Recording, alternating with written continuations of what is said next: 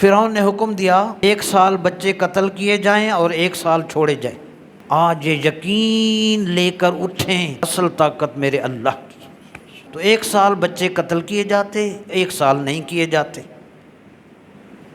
حضرت صدر الفاضل سید محمد نعیم الدین مراد آبادی علیہ رحمہ نے اسی پہلے سپارہ کی آیت نمبر 49 میں کنز الایمان میں لکھا، یعنی جس سال بچوں کو قتل نہیں کرنا تھا اس میں حضرت ہارون پیدا ہوئے، جو قتل کرنے کا سال تھا اس سال حضرت موسیٰ علیہ السلام کی ولادت ہوئی۔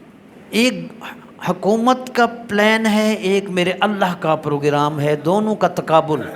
سورہ القصص کی آیات 7 سے لے کر 13 تک۔ موسیٰ علیہ السلام پیدا ہو گئے، اللہ پاک نے فرمایا وَأَوْحَيْنَا إِلَىٰ أُمِّ مُوسَىٰ أَنْ أَرْضِعِيهِ، پھر ہم نے موسیٰ علیہ السلام کی ماں کے دل میں یہ بات ڈال دی، اس کو دودھ پلا۔ فَإِذَا خِفْتِ عَلَيْهِ، اور پھر جب تجھے اندیشہ ہو کہ فرعون کے لوگوں کو پتہ چل جائے گا کہ یہاں لڑکا موجود ہے، فَأَلْقِيهِ فِي الْيَمِّ، تو اپنے بیٹے کو دریا میں ڈال دے۔